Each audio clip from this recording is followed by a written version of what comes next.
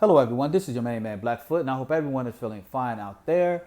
Do me a favor and hit that like button. It would be greatly appreciated, as well as that subscribing button, because it would not go unnoticed. So, without further ado, let's dive on in. Bullying. Have you ever been bullied or have you ever seen someone else getting bullied? It's never a good thing when you see that, you see that action of someone taking advantage of someone just because they can, and nobody can't do anything about it, or you don't want to get involved because you may feel like that this bully might get me.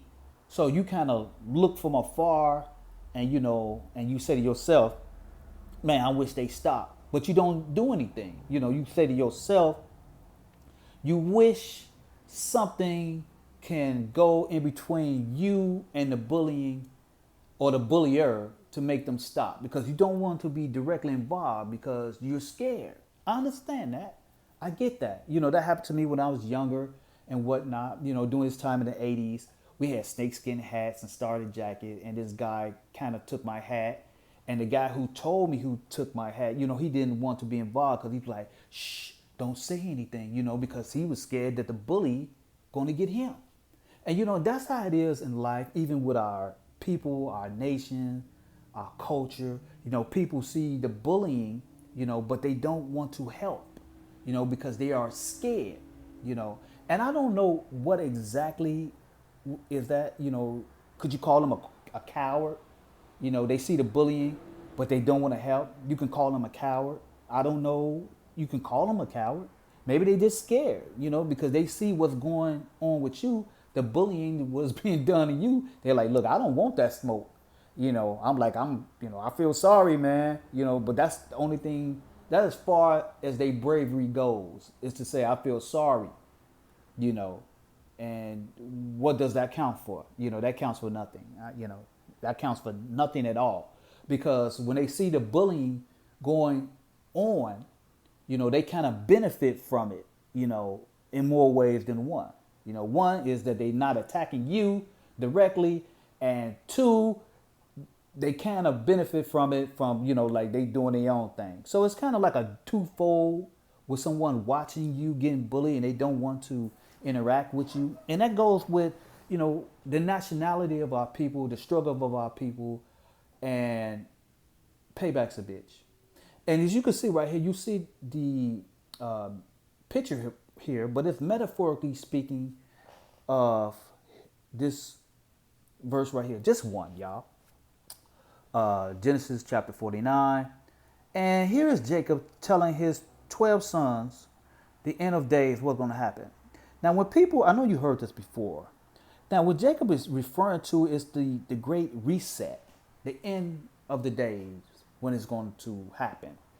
But in between time and meantime, this is what's going to happen to you until this happens to you. Kind of like a twofold thing, the beginning of the end and the end of the beginning. Here you have Jacob telling Judah what's going to happen to him, right? Judah is a lion's whelp from the prey. Stop right there, right? A lion's whelp is a what? Here we have the definition of it. A lion's whelp is a young lion, usually a cub, and said from the prey, right? Now here, a lion have a whole list of things that he eats or she eats, right? Now here it is. Judah is a lion's whelp from the prey. Here it is. I want you to just go with me with this right here. Imagine yourself, metaphorically speaking, you have the prey that the lion eats. He eats zebras. He eats all type of things, right? Calling him and her a boy or a girl, put it like that, right? Taunting them, bullying them, talking trash to them, trash talk. You can't do nothing to me, this and that, the other. Why? That's the big question you need to ask yourself. Why is it that the prey cannot be touched yet? Another word for a lion's whelp is a boy, a child. So here it is, you got the prey taunting this lion, calling this grown lion a boy, a punk, whatever the case may be, like, nah, nah, nah, nah, nah, you can't touch me, this, not the other. You say to yourself, follow me, that this lion cannot pounce on the prey. As the scriptures say, it crouches down as an old lion and as a young lion. I'm sorry, here, who should rouse him up? But in the meantime, between time, this lion is pretty much is fangless, it's toothless. He can't attack. They calling the prey is calling this lion a cub. And you got to say to yourself, imagine, if you will, imagine this lion is in some type of invisible bubble outside, right? You have the wildebeest, you have all these type of things that the lion eats, which I'm going to bring that up. And the lion just walking around like, wow, I can't do anything. Why is that? But in the meantime, they taunting this lion. They smacking this lion. They beating this lion. They stopping the lion from doing all type of things that the prey is doing. And the prey is saying to itself, one day, right? One day, payback's a bitch. Ain't gonna be no fun when the rabbit get the gun. This is what the lion is saying to himself. I mean, roll with me with this, y'all. You got to imagine yourself that this lion is in the jungle and is encased in this invisible bubble that you and I cannot see. And you say to yourself, why is this lion not jumping on this giraffe? Why is this lion ain't getting this wildebeest? Why is this lion is not hopping on this buffalo? What is wrong with this lion, right? And all the prey like looking at the lion like, you can't touch me, I'm Nino Brown, I'm bigger than you, flapping the lion, all type of stuff, right? But knowing that lion can get them, but they not afraid at all. They not afraid, crouching, right? The scripture says right here that he has gone up, no strength in him, right? This lion has no power. He's gone up. He's just down and out, weak. And the prey just knowing it, like this, taunting him, beating on him. He scoots down. He crouches as a lion and as an old lion. Who should rouse him up? What is crouching? As you can see right here, a lion crouches that he's about to attack. Just like you're about to play football, you get in your football stand, you get in your baseball stand, you get in your fighting stand. Crouching is nothing more than a fighting stance, right?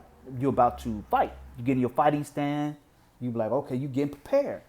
But according to the scripture, he's gone up. He's there. He's in that stand, right? He's in that fighting stand, right? He's crouching, but he can't move. He's not going to pounce. He's faking a funk, right? Because that invisible spiritual bubble is on him, right? It's on him. Now, if I could go into a little bit more of a deeper aspects of it, he understands the consequences of it because he has no power. So he pounced on this wildebeest. He pounced on these animals and whatnot, but he knows that he's justified, but he knows that he's going to get punished with that. So he got no strength. He's gone up. So in the meantime, between times, he has to take the abuse, right? He got to take the bullying from these animals, right? Let's look at what he eats. Let's look at his diet. All right. Now, I'm going to bring it forth out of the metaphorical into something lifelike. Now, when you look at these animals, I want to say to yourself, you got to say with yourself within the scripture that the prey is taunting this lion. So now I want you to envision or imagine these animals are different nations of people. The wildebeest, but we don't know which nation it is. We don't know which animal of the prey of the lion it is. We don't know which one. These animals are metaphorically speaking of which nation, which people are going to get God. Oh, they're going to get God. But we don't know which one is which. within this metaphorical simile type of attribute that the scripture is referring to these nations as hippopotamus, as calves, we don't know. And to be honest, I don't care because it's coming up. These animals, all these different animals, like I said before, was taunting the lion. And this is what you're seeing is payback from all that taunting, all that abusing, all that beating, all that from years and centuries of beating him, denying him, all of that is all coming to a full reset according to Jacob. That is what this verse is here, right? He's going to be riled up. Who's going to rouse him up? It's just like a light switch, right? Flick, light on, you see everything. The force field is off, and it's time for the great reset. This is what this scripture is talking about, the great reset, right? The Father's going to flick the switch, the spiritual switch. It's almost like we saw the movie The Dawn of the Dead and whatnot. You see a lot of people, the movies and whatnot, they make these, the end of the world, these people, these zombies. They talking about us. These people are not stupid. They understand this scripture right here. Payback's a bitch. And it's going to be justified. I mean, you can even see it today, what's going on. You got the Democratic Party giving these people all our money, assets, and they treating us like crap. They bullying us because there's nothing we can do.